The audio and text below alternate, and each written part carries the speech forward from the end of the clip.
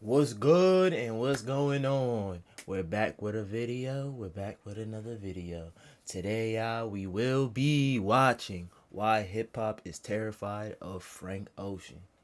With further ado, let's get into it. To be honest with you guys, I really don't know too much about Frank Ocean, but I did know he did come off with one of the biggest finesses of all time.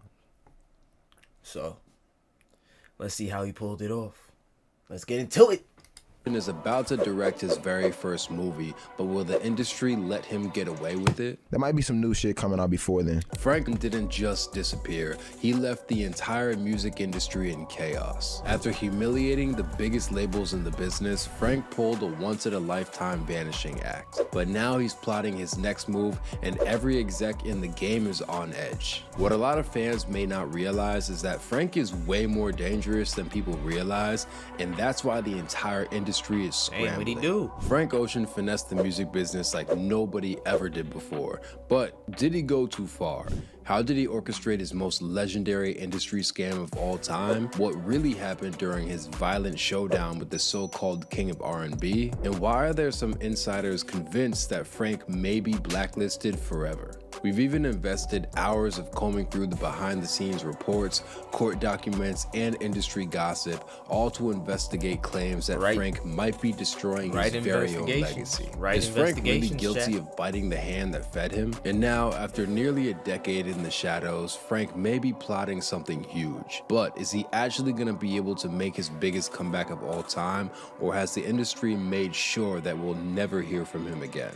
I don't usually finish a song unless I want it finished and want to present it. One thing's for sure, Frank Ocean may be a menace now, but at the beginning of his career, the music industry had him trapped. Frank moved from New Orleans to LA in 2006 and struggled to make it as a recording artist. When he ran out of money, he hopped from job to job, working at Subway, Fatburger, and Allstate just so he could scrape by. Frank Ocean at Subway is crazy.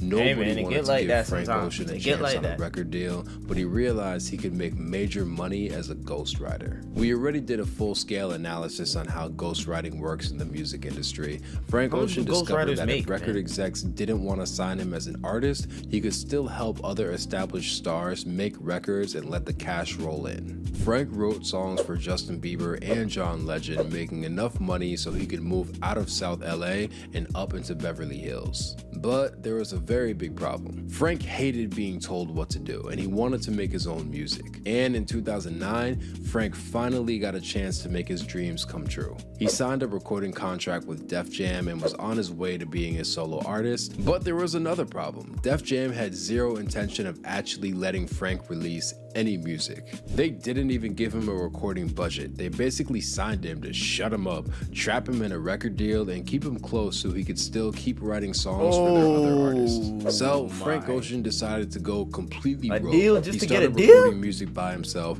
and in 2011 he released his debut mixtape Nostalgia Ultra. Within weeks, the entire industry was hyped. Frank was acclaimed as the next big up-and-coming star. Fun fact, Diddy called up Frank's manager himself when Nostalgia Ultra dropped to try and see if he could sign him. That would have been bad. But while the whole world was celebrating Frank Ocean's mixtape, Frank was still pissed as hell. He took to social media so he could air out Def Jam, his own label, accusing them of trying to hold him back. Quote, Def Jam and any company that goes the length of signing a kid with dreams and talent with no intention of following through. Frank made sure to punish Def Jam for what they did to him. Not only did Frank personally meet with Barry Weiss, the CEO of the label, but he forced the company to write him a check for $1 million. Frank clearly did not come to play. That very same summer, Frank ended up beefing with one of the industry's biggest and most controversial stars. We heard that there was a disturbance in the studio between artists. Can you confirm it all? No information. The whole world was going crazy for Nostalgia Ultra. Hip-hop legends like Jay-Z, Kanye West, and Nas all praised Frank's music and said they wanted to work with him. My husband was playing this music, and this guy's tone and his lyrics just touched me. And after one song, I said, okay, who is that? Because I want them on a flight tonight. And he told me it was Frank Ocean. And I immediately reached out, and he came in the next day, and we did like 5 or 6 songs. But there was one artist who didn't seem too impressed with the so-called king of R&B, Chris Brown. After listening to Nostalgia Ultra, Chris Brown tweeted, quote, Chris Brown Frank Ocean had beef with reminds him, me man? of a young James Fauntleroy or Kevin Costner. On the surface, that might sound like Breezy's trying to give Frank Who's winning that war though, chat? Who's winning some that war? props, but when you Who's dig winning a that little war? deeper, Chris there Brown is or a Frank ton of Ocean? shade Who's behind winning? that cosign. Chris Brown Both or James Frank Ocean? Fauntleroy and Kevin Costner were singers who were Respectfully, I way gotta go better with my known boy for Chris being Brown. songwriters than Too solo legendary, artists. man. Too Chris legendary. Brown was basically saying, hey, that little music you dropped was cool, but stick to writing. Breezy was broadcasting to the entire world that he thought Frank Ocean was nowhere near superstar status and just not on his level. But Frank wasn't having it because he lit Chris Brown the Damn. Frank Ocean responded on Twitter, quote, I fucked with Chris Brown, reminds me of a young Sisqo or Ike Turner. Sisqo is famous for having the thong song and having dyed his hair blonde, and Ike Turner, meanwhile, was notorious for being violent towards his wife Tina Turner, and Chris Brown had already been convicted of beating his then girlfriend Rihanna in 2009. Chris then got mad as hell and responded, quote, at Frank Ocean, it was a compliment, you bitch ass nigga. Everyone claims to be the devil till they meet him. Frank's friend Tyler the Creator, who was affiliated with Frank through their group Odd Future, jumped in and fully clowned on Chris Brown, calling him a stunt double for a highlighter. That's hilarious. A couple days later, Frank Ocean pulled up to the LA studio where Chris was recording new music and waited for him in the parking lot. According to reports, Chris's cousins found out that Frank was waiting for him outside and they decided to press him. When Frank saw that he was about to get jumped, he hopped in the car and took off. But Chris's crew wasn't done. They chased the car out into LA traffic. Bro, I'm not getting jumped. Reckless. Video got posted on social media that showed Chris's cousins screaming at Frank and following his car. Apparently, Frank wanted to squabble one-on-one with Chris Brown, but he wasn't about to let himself get packed out by Chris's entire entourage. Tensions had definitely escalated, and people were concerned that the whole situation was spiraling out of control, especially since Chris is notorious for claiming an affiliation with the Fruittown Pyrus in LA. Chris decided to defuse the situation by tweeting, quote, this beef is stupid at Frank Ocean. I respect your music and you and Odd Future. Ain't beefing with nobody. Y'all could have that. Love. Tyler co-signed the peace treaty, responding, quote, shit got too real on both ends. I'm over it. But Frank stayed silent. Later that year, Frank announced to the world that he was gay, and rumors surfaced that Chris Brown was talking trash about him behind the scenes. Chris again jumped on Twitter to dead the rumors directly. Quote, my opinion on the whole Frank Ocean subject is, love who you want to love. It's your decision. People stop searching for Peacemaker, BS. man. Look From at the Chris, outside, it look looks at like Chris all Brown, the drama man. Being a between Frank peacemaker, Ocean man. and Chris Brown was finally put to rest. That Peacemaker was Chris until Brown, January 28th of 2013. Chris was working at Westlake Studio in LA when Frank pulled up and decided to block Chris's car in, preventing him from leaving. When Chris's team confronted Frank and asked him to move the car, Frank reportedly refused and claimed, quote, this is my studio, this is my parking space. According to the police report, Chris Brown tried to piece it up and reached out to shake Frank's hand, but Frank didn't budge. That's when Breezy allegedly punched Frank, starting an all-out brawl in the parking lot. Over 6 people were involved in the fight, and Frank later told police that he heard someone called him the F slang and that someone threatened to bust on him. Chris fled the scene, but Frank stuck around to talk to police. He declined to file charges, but later tweeted about the fight, accusing Chris Brown of sucker punching him. Quote, got jumped by Chris and a couple guys, LOL. Just a few days later, Chris Brown and Frank Ocean were both in attendance at the 2013 Grammys, where they were competing against each other in the same category. Frank ended up winning Best R&B Album, and while Breezy could be seen clapping, he definitely did not participate in the standing ovation. But that wasn't the last time that Frank's name would be dragged into beef. In 2015, Miguel claimed during an interview that he makes better music hands down than Frank. Miguel later clarified his comments by saying that there was no need to compare apples and oranges. I mean, that's just a better way to say it. The Migos even dragged Frank's name into another beef after accusations surfaced everybody that was the group off to his head, bro. homophobic. When Atlanta artist I Love McConan came out as gay, Quavo, Offset, and Takeoff were vocally unhappy that he was getting support from other artists. Quavo later defended himself, claiming claiming that he couldn't be homophobic because he had a record with Frank Ocean called Slide. It's a weird ass thing to say. Hey, this is Ed Sheeran. Check out my new song, As He's Am, on YouTube and YouTube Shorts, your one-stop shop for music. Just a game to come and play. Despite everybody bringing up his name, Frank did not make any public response. He clearly wanted the music to speak for itself. And in 2016, Frank used his music to finesse the very label that tried to keep him down. He didn't put Yeah, out how he album pulled this 4 off, years.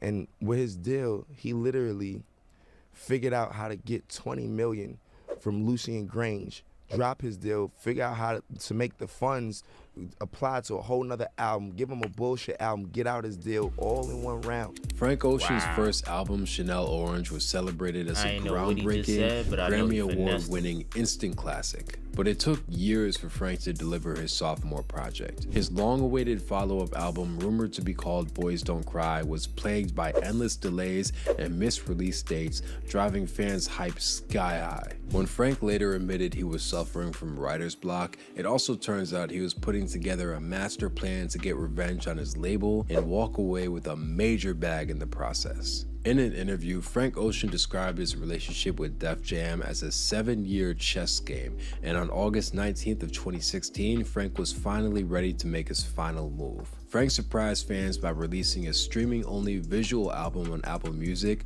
called Endless. The album was a 45-minute video of Frank building a staircase while music played in the background. While critics generally said they liked the project, fans definitely agreed that it was kind of a weird way to follow up Chanel Orange. It turns out that Endless was just a pump fake to get Frank out of his record deal with Def Jam. After releasing Endless, Frank's obligation to the label was done, and he was now free to release his actual second album with no strings attached. The very next day, Frank went back-to-back and surprise dropped the real album, Blonde. Blonde topped the Billboard charts with 275,000 copies and was ranked by music critics as one of the greatest albums of all time.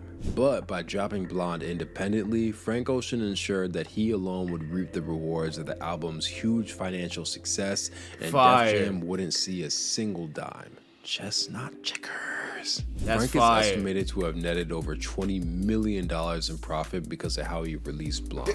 Meanwhile, Def Jam, who had zero idea that Blonde was even a thing, was left holding the bag with a visual album that they couldn't really sell or monetize. He had a whole Frank other had gotten album his in the revenge stash. against the industry, humiliating record executives like no one had ever seen done before. But Frank was about to find out that running off on the plug comes with consequences. Most people have a hard time predicting where I might be or what I might be doing. As a newly independent artist, Frank Ocean was technically free to drop music however he wanted, whenever he wanted. But he was also responsible for managing his affairs completely solo without the backing and support of a major label behind him.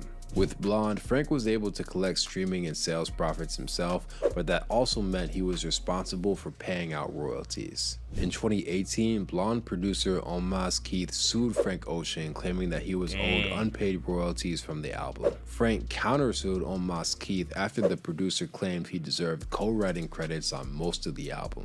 While the two parties eventually negotiated a settlement, it signified that Frank may be having a little trouble when it comes to handling the day-to-day business of being an indie artist. By giving the industry the middle finger, Frank Ocean found himself on the fringe of the music business. While artists like Frank's longtime friend Tyler the Creator had become really skilled at navigating the award shows, interviews, and press obligations that came with being a superstar, Frank had pretty much shunned all of the above. He even declined to submit Blonde to the Grammys, which is why the album was never nominated for any awards. That's crazy. Frank's decision not to play the game cost him valuable placements on streaming playlists, but it also let him benefit directly by focusing he stopped it from solely being on in his Grammys? fans. And honestly, that's the shit that matters at the end of the day, so good. But in 2023, Frank Ocean torpedoed his reputation in an insane way. Frank was originally slated to be a headliner for the Coachella Music Festival in 2020 until the COVID-19 pandemic forced the event to be canceled. 3 years later, Frank was finally rescheduled to take the Coachella stage and deliver a hugely anticipated comeback set. It had been 7 years since Frank dropped Blonde, and Coachella was famous for all-out iconic performances from A-list artists like Beyonce, Kanye West, Prince, and Tupac's Hologram. People clearly expected Frank to deliver something that no one had ever seen before. And he kinda did, just not in the way that fans were expecting. Frank's Coachella performance was universally slammed as a failure, lackluster, and a disappointment. Not only did he perform heavily rearranged versions of his songs, but he was also barely visible to much of the crowd. There was a random DJ set in the middle, and the whole performance was shut down early for violating curfew. Fans were pissed off, and Frank abruptly canceled his scheduled second appearance at Coachella the following weekend, claiming that he had a leg injury. Behind the scenes insiders claim that Frank originally had planned a far more elaborate performance involving ice skaters. According to reports, trained ice skaters have been rehearsing for Frank's performance for weeks, only for Frank to abruptly scrap the entire concept the day of. Frank even demanded that Coachella cancel their planned live stream of his set at the last second, sparking claims that he was acting erratically. Some fans defended Frank, speculating that he was grieving the death of his little brother Ryan, who passed in a car crash in 2020. But Joe Budden wasn't having it. I smacked the shit out of you. What the f you talking about, you idiot? Dang. Everybody is here for your stupid ass who ain't put out music in ages. And you can't even confirm if there's new music coming? Joe even labeled Frank Ocean crazy a scammer on him and claimed that his master finesse move against Def Jam had permanently damaged the industry. Chat, man. Cut my boy some slack, man. He was grieving. You know, we all do things when we all do things in the sake of when we're grieving, bro. How I heal and how you heal is two different, bro. I feel like that's what people gotta understand sometimes, bro. Mental health varies in different ways, bro. People can handle it how they handle it. You know? Like, that's just life. You might not agree with it, but hey. Always weird that scammer tag for me, that fucked up a lot of artists. He didn't care. Lost a lot of artists' revenue streams. Yeah, that he fucked didn't up a lot care. of shit. Took Apple out the game. He didn't care. Frank may have beat the music industry at its own game, but it came with a heavy price. Like, his own fans aren't even sure if they could trust him anymore. Where's the album? We want the album. It's totally possible that Frank Ocean might be done with music entirely. Frank's focus lately has been more on his luxury jewelry brand Homer, with pendants that range in price from $435 to $1.9 million.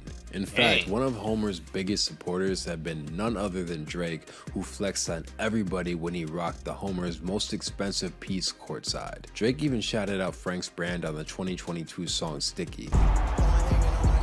Frank definitely appreciated Drake's support because he cleared a sample of one of his unreleased songs, Wiseman, for the intro to Drake's last solo project, For All the Dogs. But Frank's diehard supporters have been completely starved of new music. I want to talk about why I'm here because it's not because of a new album. It's because, not that there's not a new album, it's like, Frank hasn't dropped any new singles since 2020, and while he promised that he had new music during his disastrous Coachella set, he hasn't bothered to follow through. There's been speculation that Frank's the industry behavior, like scamming both Def Jam and Coachella, has burned way too many bridges, and that they're completely opposed to working with him. Some fans even claim that Frank essentially blackballed himself. Just weeks ago, news leaked that Frank Ocean is planning on becoming a filmmaker. According to reports, Frank is in the process of shooting a feature film in Mexico City with industry actor Javid Johnson starring as the lead role. It's very possible that this could be the beginning of yet another Frank Ocean takeover, but the industry also may have learned their lesson to never do business with him again. Is it possible that we really might have seen the last of Frank Ocean, or is he secretly planning another comeback that will shake up the industry yet again? Well, there you have it, guys. How hip-hop is terrified of Frank Ocean, man. Man, spam up all your thoughts in the comments below. I feel like he came off with the biggest finesse. Me personally, I think business is business, man. I feel like he chose the best alternative what worked out for him, and he ended up winning. Will we ever see a scheme? Will we ever see something like this in the industry again? Definitely not. Definitely not. Yeah, man. But there you have it, man. Frank Ocean. I don't really know that much about him, but I know he makes amazing music. Yes, brother. Yes, brother. He does make amazing music, brother. But yes, man.